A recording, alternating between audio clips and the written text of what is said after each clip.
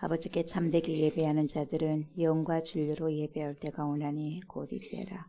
아버지께서는 자기에게 이렇게 예배하는 자들을 찾으시느니라. 하나님은 영이시니 예배하는 자가 영과 진리로 예배할지니라. 아멘. 빛으로 오신 예수님을 이 세상에 보내주신 하나님께 경배를 드립니다. 빛으로 오시고 빛으로 사시며 영원한 빛의 주인이 되신 그리스도 예수님을 찬양합니다. 빛 가운데로 이끄시며 그 빛을 조명해 주셔서 우리로 깨닫게 하시고 알게 하신 파라클레토스가 되신 성령님께 영광을 돌립니다. 오늘도 전지전능하시고 모든 것을 주관하시는 하나님께 예배를 드리오니 저희들의 예배를 받아 주시옵소서.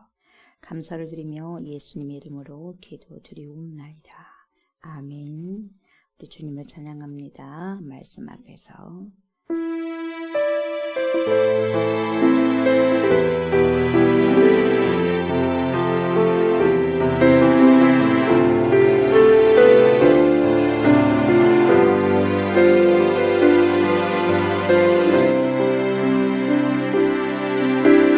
말씀 앞에서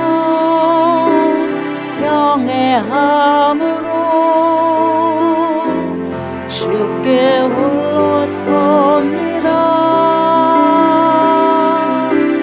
생명의 말씀 읽고 순종해 주를 예배합니다.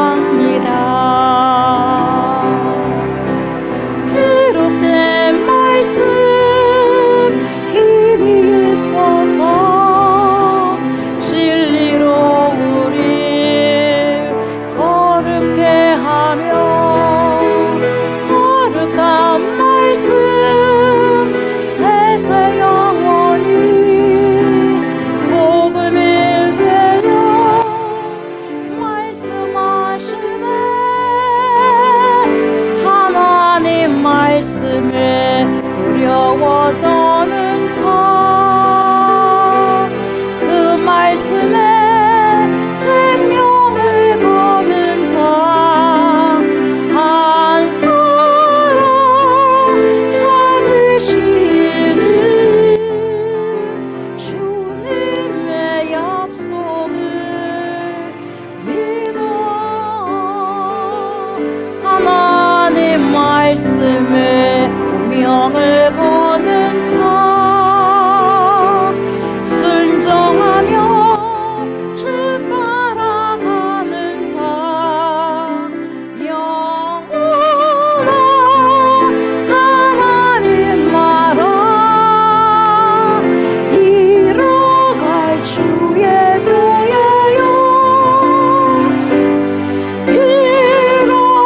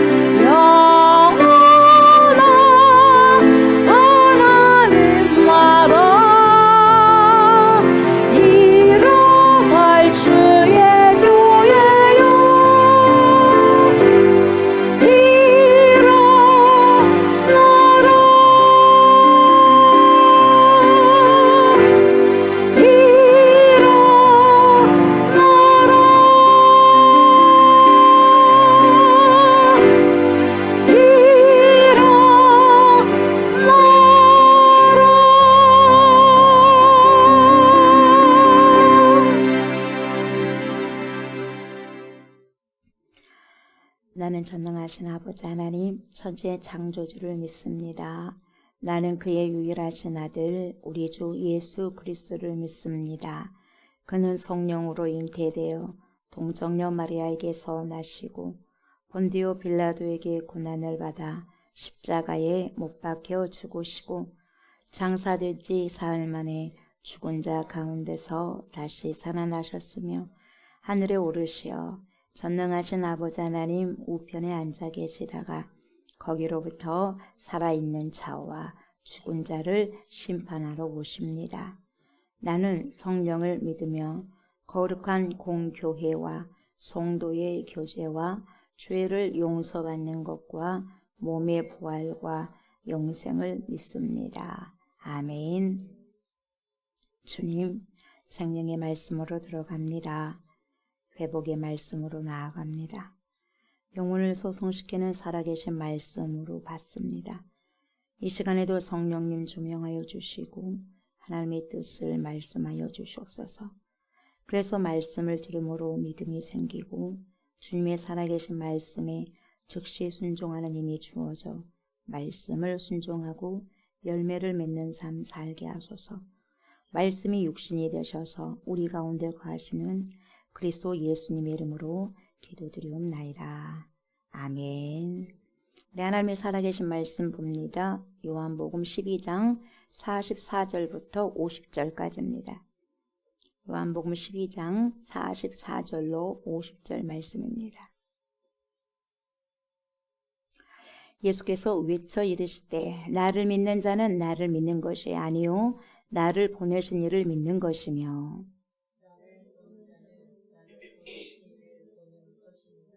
나는 빛으로 세상에 왔나니 무릇 나를 믿는 자로 어둠에 거하지 않게 하려 함이로라.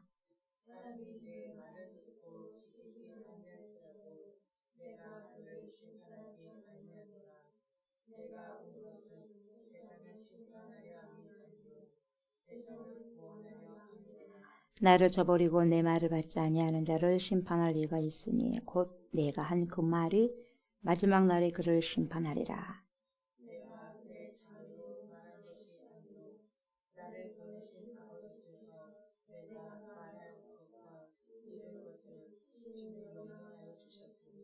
나는 그의 명령이 영생인 줄 아노라. 그러므로 내가 이르는 것은 내 아버지께서 내게 말씀하신 그대로니라 하시니라. 아멘. 아멘. 오늘은 요한복음 12장 44절부터 50절까지의 말씀으로 내가 한 그 말이라는 제목으로 은혜의 말씀을 나누고자 합니다. 이 새벽에도 파라클레토스가 되신 성령께서 저와 여러분들의 심령의 깊은 곳에 오셔서 하나님의 말씀을 들을 때 조명하여 주시고 알게 하시고 깨닫게 하여 주셔서 오늘도 삶을 살아갈 때에 하나님 말씀이 제 삶에서 우리의 삶에서 실현되고 재현되는 은혜가 있기를 원합니다. 이런 간절한 기도하는 마음으로 말씀을 청종하셨으면 좋겠습니다. 44절부터 바로 보도록 합니다. 예수께서 외쳐 이르시되 나를 믿는 자는 나를 믿는 것이 아니요 나를 보내신 이를 믿는 것이며 이렇게 말씀하고 있습니다. 그래서 예수님을 믿는 것은 근본적으로 누구를 믿는 것이냐면은 하나님 아버지를 믿는 것이라고 이렇게 말씀하고 있습니다. 그래서 성부 하나님을 믿는 것이다. 나를 믿는 것은 성부 하나님을 믿는 것이다. 그렇게 말씀하고 있는 거죠. 이것은 바로 요한복음 10장 22절부터 42절에 말씀하신 것으로 삼위일체의 원칙을 제시해주고 있는 그런 말씀이라고 볼 수가 있는 것입니다. 45절 바로 보면 보세요. 나를 보는 자는 그때 또 그렇게 이야기하죠. 나를 보는 자는 나를 보내신 이를 보는 것이다. 나를 보내신 이가 누굽니까? 성부 하나님이잖아요. 성부 하나님. 그래서 예수님을 보는 자가 예수님을 보내신 하나님을 보는 것이다. 이렇게 말씀하고 있어요. 즉 예수 그리스도께서는 하나님을 보여주는 뭡니까? 거울이에요. 거울. 거울이에요. 예수님을 딱 보면 예수님 안에가 하나님이 계셔요. 하나님 아버지가 계셔. 제가 얼굴을 딱 보면 저 안에 누가 계셔요? 저희 어머니 아버지 유전자가 있는 거예요. 그래요 안 그래요? 그래요. 나만 있는 게 아니라 내 속에 아버지가 살아계시고 어머니가 살아계신 것처럼 마찬가지죠. 예수님께서 얼굴을 이렇게 비춰보시면 하나님 아버지가 보여지는 거죠. 그래서 하나님을 보여주는 거울이 예수님입니다. 그래서 하나님 아버지를 반사시켜주는 그러한 반사체가 우리 주 예수 그리스도라고 볼 수 있는 거죠. 그래서 요한복음 14장 8절에서 10절까지 뭐라고 말씀하시냐면 이렇게 말씀하고 있습니다. 빌립이 아버지 하나님을 보여달라고 이렇게 예수님께 부탁을 합니다. 그러니까 예수님께서 뭐라고 말씀하시냐면 요한복음 14장 8에서 10절까지 이렇게 말씀하고 있어요. 빌립이 이르되 주여 아버지를 우리에게 보여주옵소서. 그리하면 족하겠나이다. 그랬더니 예수께서 뭐라고 그러셔요? 빌립아, 내가 이렇게 오랫동안 너희와 함께 있으되 네가 나를 알지 못하느냐? 그러니까 아직까지도 나를 모르느냐? 이 말이거든요. 나를 본 자는 아버지를 보았거늘 어찌하여 아버지를 보이라느냐? 나를 본 자는 아버지를 봤는데 또 어떻게 보여달라고 이렇게 말을 하느냐? 그 말이죠. 내가 아버지 안에 거하고 아버지는 내 안에 계신 것을, 그죠? 제 안에 부모님이 계시듯이 예수님 안에 아버지 하나님 계신 거예요. 그래서 내 안에 계신 것을 네가 믿지 아니하느냐? 내가 너희에게 이르는 말은 스스로 하는 것이 아니라, 보세요. 내가 너희에게 이르는 말은 예수님께서 제자들에게 하시는 말씀, 곧 오늘날 우리들에게 하시는 말씀이 뭐냐? 스스로 하는 말이 아니라 아버지께서 내 안에 계셔서 그의 일을 하시는 것이라 그래요. 그러니까 예수님께서 말씀하신 모든 것들이 하나님의 일이었어요. 그래서 예수님께서 행하시는 모든 기적뿐만 아니라 예수님께서 사람들에게 무리들에게 선포하셨던 모든 말, 그리고 제자들에게 말씀하셨던 모든 그 말씀들이 누구의 일이었어요? 하나님의 일. 하나님의 일이라고 이렇게 밝혀 말씀해 주고 있는 거죠. 하나님 아버지께서 예수님 안에 계셔서 하나님의 일을 나타내시고 계신다고 그렇게 말씀하십니다. 그러므로 하나님의 반사체가 누구냐? 바로 예수 그리스도다. 이렇게 말씀하고 있어요. 여러분, 반사체가 뭐예요? 빛을 받아서 반사하는 물체잖아요. 어떤 빛을 받아서 반사하는 이 물체가 반사체라는 거죠. 그러니까 하나님의 말씀을 받아서 그대로 세상에 반사하신 분이 누구예요? 예수 그리스도다. 이렇게 말씀을 드릴 수가 있는 거죠. 그래서 예수님을 본 사람은 하나님을 본 사람이다. 그렇게 말씀하고 있는 것입니다. 46절에 이렇게 말씀하십니다. 나는 빛으로 세상에 왔나니 무릇 나를 믿는 자로 어둠에 거하지 않게 하려 함이로라. 여러분, 예수님은 뭘로 오셨죠? 빛으로 오셨어요, 여러분. 그러니까 세상에 많고 많은 것 중에서 빛이라고 예수님께서 말씀하시거든요. 여러분, 왜 빛으로 오셨습니까? 바로 이겁니다. 저와 여러분들이, 인간들이 어둠에 거하지 않도록 하기 위해서, 어둠과 동고동락하지 않게 하기 위하여서 오셨어요. 그래서 사람들이 어둠에 거하게 되면 자신이 어떤 사람이라는 것을 전혀 모르게 되어 있습니다. 왜요? 어둠에 갇혀있기 때문에 전혀 자기가 보여지지 않는 거죠. 빛을 통해서만 여러분 어둠의 현장을 다 알릴 수 있거든요. 그 어둠의 현장을 벗어나도록 하기 위해서 우리 예수님이 빛으로 오셨다는 거죠. 다시 말하면 죄악된 현장에서 벗어나고 그래서 회개하여서 빛 가운데로, 진리 가운데로 돌아오게 하기 위해서 예수님께서는 빛으로 오셨다. 그렇게 말씀하고 계신 거죠. 빛으로 왔을 때 어둠이 몰라서 받아들이지 못했다고 요한복음 1장 말씀하지 않습니까? 그래서 새 생명을 얻고, 여러분, 빛을 통해서 새 생명을 얻고 구원의 삶을 살아가도록 하기 위해서 빛으로 우리 예수님이 오셨다 그 말이죠. 그래서 그 빛을 받아들이는 사람은 무슨 사람? 구원을 받은 사람이라고 할 수 있는 거죠. 빛을 받아들인 자만이 여러분 자신이 어떤 사람인 줄을 알게 됩니다. 죄인 중에 괴수라는 것을 탄식하면서 실토하는 것이죠. 왜요? 알게 되니까. 빛을 통해서 어둠 자신이 비춰지니까 자신을 볼 줄 아는 거거든요. 보여지는 거거든요. 어둠에 거하는 자는 여러분 어떤 생각을 가지냐면 이런 생각을 가져요. 왜 내가 죄인이냐 그 말이죠. 왜 내가 죄인이냐. 나는 그래도 도덕적이고 매우 윤리적이며 다른 사람들에게 전혀 해코지도 하지 않으면서 깨끗하게 살아가고 있는데 내가 무슨 죄인이란 말인가 이렇게 말하는 자들이 많습니다. 예. 왜 그럴까요? 아직도 그가 어둠에 거하고 있기 때문에 자신을 모르는 거죠. 밝게 볼 줄 모르는 거죠. 어둠에 거하기 때문에. 그래서 자신이 죄인인 줄도 모르고 전혀 몰라요. 모르고 아직도 괜찮은 줄 알고 있는 거예요. 괜찮지. 나 죄인 아니다 이 말이죠. 자신이 아직도 죄인인 줄 모른다는 그 자체가 이 사람이 아직도 어둠에 갇혀 있다는 것을 스스로 증명해주고 스스로 말해주고 있다 그 말입니다. 그래서 그 사람의 언어를 가만히 들어보면 여러분 그 사람을 알 수가 있는 거죠. 그 사람의 행동을 자세히 관찰해보면 여러분 그 사람을 알 수 있다는 거죠. 우리 예수님의 말씀을 잘 들어보면 여러분 하나님 아버지가 어떤 분이라는 것을 알 수 있다는 것입니다. 그것을 알게 하시는 거죠. 우리 예수님의 행동을 가만히 관찰해 보면 하나님을 알 수 있다는 거죠.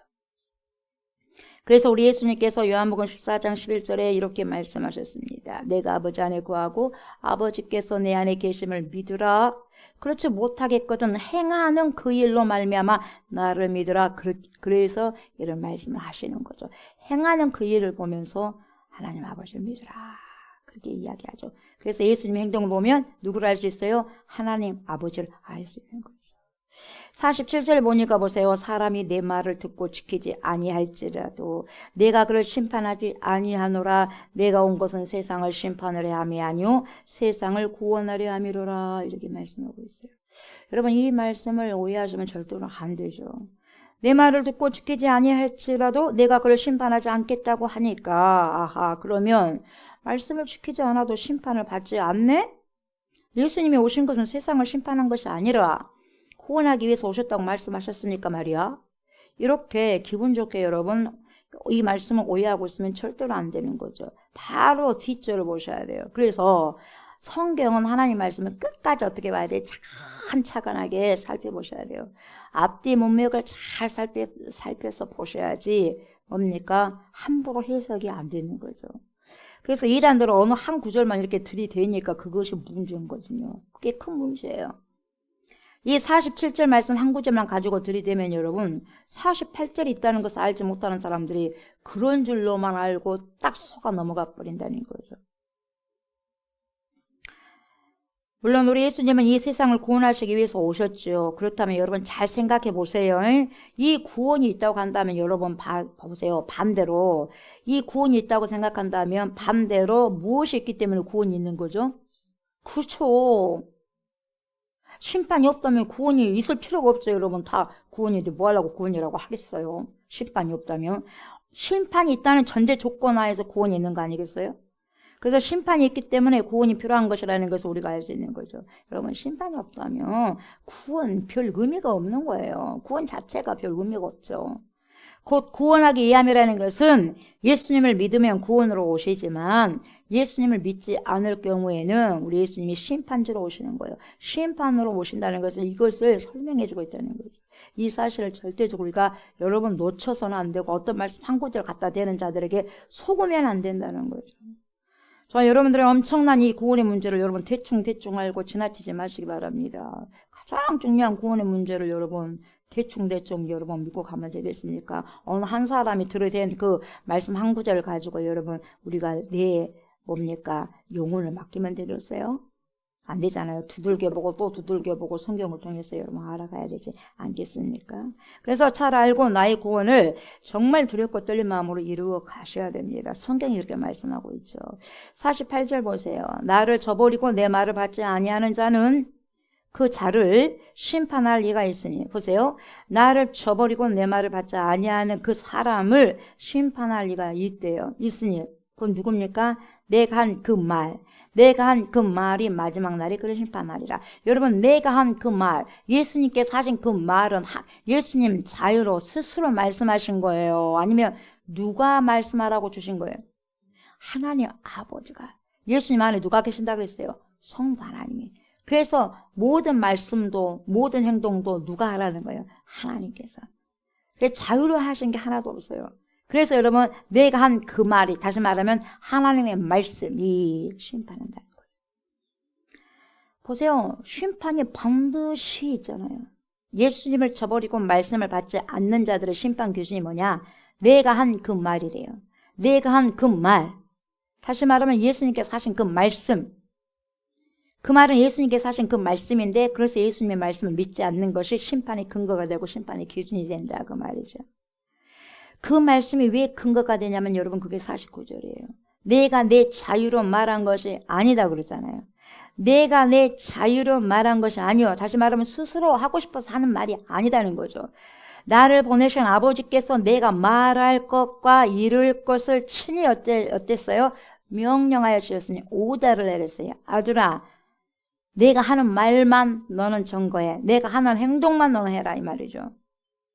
그래서 내가 하는 그 행동, 나를 못 믿겠으면 내가 하는 그 행동을 통해서 하나님 아버지를 믿어라. 제발 내가 하나님께로부터 왔다는 걸 믿어라. 그렇게 이야기한 거죠. 그러니까 예수님께서 말씀하신 것은 예수님께서 마음대로 하고 싶어서 하신 말씀이 아니라 하나님께서 친히 하라고 오더 내리셨어요. 명령하신 말씀만 하셨기 때문에 그 말씀이 결국 마지막에 심판의 기준점이 된다는 거죠. 뭐가요? 하나님의 말씀이. 그러니까 여러분 하나님 말씀, 우리 예수 믿는 사람들은, 그리스도인들은, 성도들은, 교회를 다닌다고 하는 사람들은 뭐가 기준이 돼야 돼요? 하나님 말씀이, 하나님 말씀. 말씀 앞에서 경외함으로 주께 홀로 섭니다. 그러니까 여러분 말씀 앞에서 어떻게 서야 돼요? 경외함으로 서야 돼요. 무시하면 안 된다는 거예요. 경외함으로. 네. 말씀을 순종하러 가는 거죠. 그래서 여러분 50절을 보시면 더 정확히 쐐기를 박는 말씀을 해주시는데요. 이렇게 말씀하시죠. 나는 그의 명령이 뭐예요? 영생인 줄 아노라. 그러니까 영생이 뭐예요? 하나님 말씀이 영생이라는 거예요. 그래서 하나님의 명령은 말씀이거든요. 그래서 그의 명령이 말씀이 영생인 줄 아노라. 그러므로 내가 이러는 것은 내 아버지께서 내게 말씀하신 그대로니라 하시니라. 그래서 하나님께서 여러분 예수님께 하라고 주신 말씀의 명령이 곧 뭐예요? 영생, the eternal life, 영생이라는 거죠. 그 말씀을 믿는 자가 바로 영원한 생명을 얻고 살아갈 수 있다는 거죠. 그리고 하나님께서 예수님께 말씀하신 그대로를 예수님이 그 당시 사람들에게 말씀하셨고 오늘 저와 여러분들에게 그대로 들려주시고 있다는 거죠. 그래서 말씀을 믿어도 여러분 구원을 받고 말씀을 믿지 않아도 구원을 받는다면 여러분 이것은 하나님의 공의가 성립되지 못하는 거죠. 그렇지 않습니까? 말씀을 믿는 자와 말씀을 믿지 않는 자가 다 구원을 받는다면 하나님의 공의에 맞지 않아요. 그게 성립이 안 되는 거예요. 그렇지 않아요? 그렇게 되면 어떻게 되느냐? 말씀으로 심판하는 일이 되지 못하기 때문에 그런다는 거죠. 그래서 말씀을 순종하는 자를 구원해 준다면 말씀을 순종하지 않는 자를 구원하지 않는 것이 심판하는 것이 하나님의 거룩한 공의가 된다 이 말이죠. 그래서 여러분 빛으로 세상에 오신 예수님께서는 공생의 활동 가운데 여러분 아무리 한 영혼이라 한다 할지라도 무시하지 않았어요. 그래서 한 영혼이 천하보다 귀하다 이런 말씀을 실행하신 분이 우리 주 예수 그리스도입니다. 그래서 저와 여러분들이 한 영혼이 천하보다 귀하게 섬기셔야 돼요. 그래서 그 사람에게 한 영혼이라도 여러분 놓치지 않고 예수님께서 달려가잖아요. 그리고 최선을 다해서 답변을 해주시는 거예요. 그 사람에게 말씀을 바로 말씀해 주시기 위해서 밤낮을 가리지 않고 말씀을 증거하셨어요. 그래서 니고데모라는 한 사람이 찾아오잖아요. 그 사람을 두고도 최선을 다해서 가장 중요한 영생에 관한 진리를 가르쳐 주셨다는 거죠. 또한 여러분 사마리아 여자 한 사람을 앞에 놓고요. 영생의 생명의 수, 그 영생의 생명의 말씀, 그 말씀에 대해서 언급해 주잖아요. 그래서 여러분 남자든 여자든 우리 예수님 무시하지 않고 찾아가시고 찾아온 사람 박대하지 않고 정말 중요한 영생에 대해서 구체적으로 설명을 해주셨다는 거죠.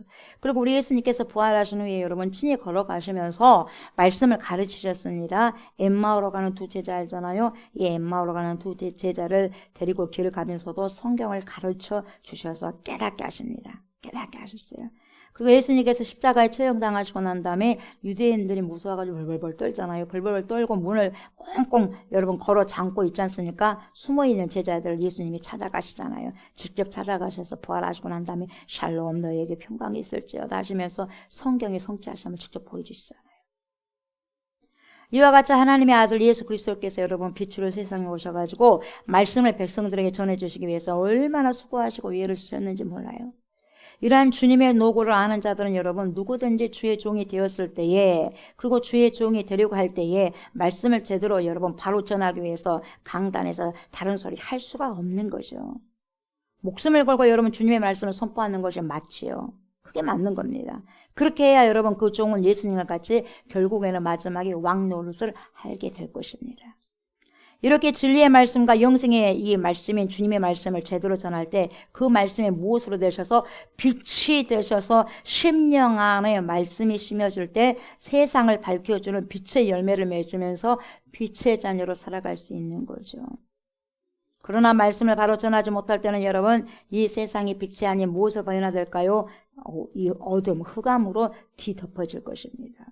그래서 그 사람에게 말씀이 떨어지지 않으면 여러분 그 사람은 완전히 흑암에 쌓여가지고 여러분 죄악된 세상에서 벗어날 수 없고 그 죄의 뭡니까? 죄의 노예가 돼서 질질 끌려다니면서 살아가겠죠, 삶을. 그러다 여러분 자기 영혼을 여러분 영원한 어디에 던져버릴까요? 여러분 지옥에 던져버리겠죠, 여러분.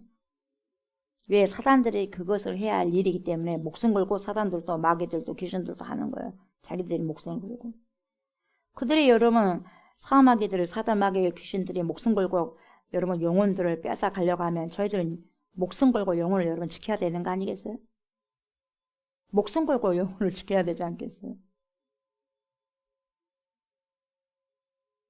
잠들어 버리면 여러분 영혼 다 털리는 거죠. 가장 중요한 거. 그로 인해서 수많은 범죄 열매들이 나타나게 될 것입니다. 우리 예수님은 여러분 조금도 스스로 말씀하지 않으셨죠? 오직 아버지의 오더대로 명령대로만 말씀하셨을 뿐이고 그러다 보니 그 명령 자체가 The Eternal Life, 영생이 되는 거죠. 아버지께서 예수님께 심어주신 말씀은 곧 뭡니까? 저와 여러분 인생을 구원하기 위하여 명령하셨던 그런 말씀이시기 때문에 오직 우리 예수님께서 하실 일은 순종하는 것뿐이었다는 거죠. 여러분 만일 독생성자 우리 주 예수 그리스도께서 아버지 하나님의 그 명령을 순종하지 않으셨다면 만왕의 왕이 결코 될 수가 없었을 거죠. 그래서 우리 예수님은 하나님 아버지의 말씀을 경외하셨기 때문에 경외했다는 건 뭘로 알 수 있어요? 순종했기 때문에 경외했다는 걸 알 수 있어요. 경외함의 열매는 순종이거든요. 말로만 경외한다고 경외한 게 아니라 열매가 있어야지 경외한 것을 알 수가 있죠. 그래서 여러분 하나님 아버지의 말씀을 우리 예수님이 경외하시기 때문에 이렇게 말씀을 그대로 순종할 수 있었다는 거죠. 그래서 저와 여러분 또한 주님의 말씀을 경외해야 한다는 거죠. 그리고 또 한 가지 이유로는 바로 이 말씀이 심판과 구원을 가르는 기준이 되기 때문에 그래야 된다는 거죠. 저와 여러분 이 주님의 말씀을 신뢰하는 사람에게는 여러분 뭐가 있냐? 구원과 승리가 있습니다. 반드시. 그러나 이 말씀 하나님 진리의 말씀을 무시하는 사람에게는 뭐가 있느냐면 어둠의 열매, 즉 뭡니까? 심판과 멸망이 있을 뿐이죠. 그래서 저와 여러분들은 늘 하나님의 진리의 말씀을 통해서 늘 자신을 인사이트 하셔야 돼요. 이 성찰하고 회개하셔야 됩니다. repent, 회개하셔야 돼요. 그렇게 해야 되고 바로 잘못한 것이 나에게 생각납니다. 파라클레토스가 되신 성령께서는 반드시 여러분 내 안에 말씀이 있다면 내가 죄를 저지르고 잘못한 거 있다면 생각나게 합니다. 그 생각나게 할 때 여러분 거기 지나쳐버리면 안 되고 즉시 그 자리에서 회개하는 것이 주님의 은혜입니다. 회개하셔야 돼요. 그때그때마다 털어버려야 돼요. 그때그때마다 여러분. 이렇게 함으로 저와 여러분들은 말씀을 경외하는 태도를 가지게 되는 거죠. 그렇다면 말씀을 경외함이 구체적으로 어떻게 나타나냐? 여러분 시편의 기자는 119편 113절을 통해서 이렇게 말합니다. 내가 두 마음을 품는 자들을 미워하고 여러분 두 마음을 품는 자들을 미워한다는 것이 시편 기자가 왜요? 주의 법을 사랑하나이다. 내가 두 마음 품는 자들을 미워하고 주의 법을 사랑합니다. 이렇게 말씀하고 있죠. 그래서 이 두 마음을 품는 자들은 여러분 바로 한 마음으로 주님의 말씀을 따르는 사람이 아니라는 거죠. 한 마음이 아니라 두 마음. 그러니까 갈래갈래 뭡니까? 자기가 유익한 편을 따라서 여러분 상황과 환경에 따라서 바뀌어질 수 있다는 거죠. 그래서 상황이 내 환경이 이러면 여러분 이렇게 주님의 말씀을 따르기도 하고 또 때로는 이 세속을 따르기도 하고 그 어떤 태도를 가지냐면 기회주의적인 태도를 가진다는 거죠. 내가 어디에 붙을까? 간에다 붙을까? 쓸개에다 붙을까? 이러면서 기회주의적인 태도를 갖는다는 거죠. 그래서 여러분 저와 여러분들 속에 대장 있죠. 대장. 5장 6부 가운데 대장이라는 게 있어요. 뭐 소장, 대장, 위장 그러잖아요. 근데 여기서 우리 안에 이 대장 속에는 세균이 살고 있어요. 세균. 이 세균의 총수가 대략 500조에서 1000조입니다. 이 500조에서 1000조 엄청나죠. 그래서요 거기 안에는 대장에는 유익균이 있고 유해균이 있어. 그래서 유익균도 15%가 있고 유해균도 뭡니까 15%가 있어요. 좋은 균도 15%, 나쁜 균도 15%가 있어요. 근데 여기에서 기회균이라고 있는데 이 기회균이 몇 프로이냐? 70%예요. 70%. 그래서 이 기회균이 어느 편에 붙느냐에 따라서 여러분 우리의 몸의 면역력이 올라가느냐 떨어지느냐 이렇게 되는 거죠. 그래서 스트레스를 막 받아. 이 스트레스를 내 몸이 받거나 안 좋은 음식을 먹게 되면 여러분 유해균이 활성화합니다. 막 해로운 균이 내 대장에서 막 활성화되는 거예요. 그래서 70%의 기회균이 어디로 쫓아가 버려요? 유해균 편으로 쫓아가 버리는 거예요. 거기 딱 달라붙어 버려요. 그렇게 되면 여러분 당연히 70%에서 15% 하면 85%가 되잖아요. 내 몸에. 그렇게 되면 당연히 온갖 질병이 나타나게 되는 거죠. 예. 그러나 기분이 막 좋습니다. 엔돌핀이 나와요. 기분이 좋거나 음식 조절을 잘하면 좋은 음식을 먹게 되면 70%의 기회균이 어디로 오느냐? 유익한 좋은 균의 편으로 딱 붙게 돼 있어요. 그럼 좋은 균이 여러분 85%나 되니까 얼마나 여러분 몸에 좋겠어요. 유익균의 총수가 85% 이르게 되면 여러분 세로토닌이라는 호르몬이 우리 몸에서 막 작동이 되는 거예요. 그래서 뇌파를 정상해 주기도 하고 불안감을 뚝 떨어주는 거죠. 그리고 스트레스를 이길 수 있는 여러분 여러 가지 유익한 물질들이 면역력에서 나온다는 거죠. 그래서 여러분 살아서 장까지 갈 수 있도록 유산균을 먹으라고 사람들이 유산균을 많이 먹지 않습니까? 그렇게 권하고 그러는 거죠. 그래서 이 유산균이 유익균의 수를 늘려줘가지고 면역력을 확 높여준다는 것이죠. 그런 것처럼 여러분 믿는 사람들도 바로 이 기회균, 이 기회균처럼 여러분 기회주의자들처럼요 어떤 상황에 따라서 어느 편에 설 것인지 결정하려고 하는 그런 기질이 사람들에게 있다는 거죠. 주변 상황이 안 좋으면 여러분 세상 편에서 딱 섰다가 주변 상황이 자기가 좀 잘 된 것 같아. 그러면 주님의 말씀 편에 선다는 거죠. 그것이 편하다 보니까 그렇게 되는 거죠. 이것이 바로 두 마음을 품은 사람들의 전형적인 모습이라고 할 수 있는 거죠. 그래서 여러분 시편 119편 15절에서 이렇게 또 기자가 말씀하고 있어요. 시편 기자가. 너희 행악자들이여 나를 떠날지어다. 나는 내 하나님의 계명대를 지키리로다. 악한 자들아 나에게서 떠나라. 나는 하나님의 말씀을 지킬 거야. 이거죠. 그래서 여기서 행악자는 여러분 두 마음을 품은 자를 가리키는 거죠. 왜 이런 자들에게서 떠나라고 외칩니까? 그것은 바로 이들과 함께 지내면 모든 면에서 부정적인 영향을 받는다는 거죠. 받기 때문에 떠나라는 거죠. 그래서 저와 여러분들 안에 있는 악한 본성으로 죄의 영향을 너무 쉽게 받는다는 거예요. 악한 친구들 뭡니까 같이 사귀게 되면은 그 악함이 나에게 내가 저절로 따라가게 된다는 거죠. 그런 본성이 악한 본성이 우리에게는 있고 그래서 여러분 그렇게 쉽게 따라갈 수 있다는 그런 악한 본성이 있다는 거죠. 그래서 시편 기자는 주님의 말씀에 대한 경외감으로 무슨 행동을 그렇게 취하냐면 여러분 행악자들과의 단절을 가감하게 선언하고 있는 거죠. 하나님을 내가 경외한다면 나쁜 사람들과 생각을 나쁘게 하고 행동을 나쁘게 하는 자들과 단절한다는 거예요. 하나님을 경외하기 위해서는 당연히 여러분 나쁜 사람들과 행하게 되면 하나님을 경외하는 그런 행동을 하지 않겠죠. 네, 세상 따라가겠죠. 악의 행동을 하겠죠. 그들과 여러분 친밀하게 지내면 그들처럼 주님의 말씀에 의해서 정죄와 심판의 대상이 될 수 있기 때문에 그렇다는 거예요. 그래서 나를 보호하기 위해서는 단절해야 된다는 거죠. 그래서 악인들과의 교제를 원천적으로 차단하려고 한다는 거죠. 저와 여러분들도 이 하나님의 말씀을 순종하고 주님을 경외하려고 한다면 먼저 악인들과의 관계를 차단해야 돼요. 하나님의 뜻을 살려고 하지 않고 불순종하려고 하는 자들을 차단해야 됩니다. 그래야 그 악한 불순종들이 여러분 흘러 들어오지 않는 거죠. 그래야지 말씀을 주 안에서 잘 지킬 수가 있는 겁니다. 혹여나 나는 믿음이 강한 사람이기 때문에 그 악한 자라도 내가 전도할 수 있어 라고 어리석은 행동을 하게 되면 큰일 나는 거죠. 믿음이 좋은 사람이라도 한들 여러분 언제든지 넘어질 수 있다는 것을 기억하셔야 된다는 거죠.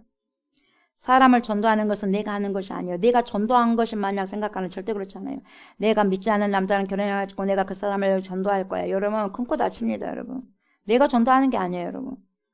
성령께서 도와주셔야 되고 하나님께서 인도해 주셔야지 그게 가능한 것이죠. 가족도 마찬가지예요. 가족도 전도하기 쉽던가요? 안 되는 거죠. 내 행동과 내 말에 사람을 하나님께로 인도할 수 있다고 착각하면 그 자체가 교만인 거죠. 여러분. 이런 교만을 내려놓고 늘 겸손함으로 자신을 성찰하셔야 되고 진리의 말씀을 여러분 어떻게 해야 돼요? 순종하는 삶을 살아가셔야 됩니다. 그래서 구원을 아까도 말씀드렸지만 구원을 그냥 이루어간 게 아니에요. 구원은 여러분 절대로 그냥 이루어갈 수 없어요. 구원을 두렵고 떨리는 마음으로 이루어가야 돼요. 악한 것들과 전투하면서 여러분 이루어가야 되는 거죠. 전투하지 않으면 절대로 신앙생활 여러분 호락호락하지 않습니다.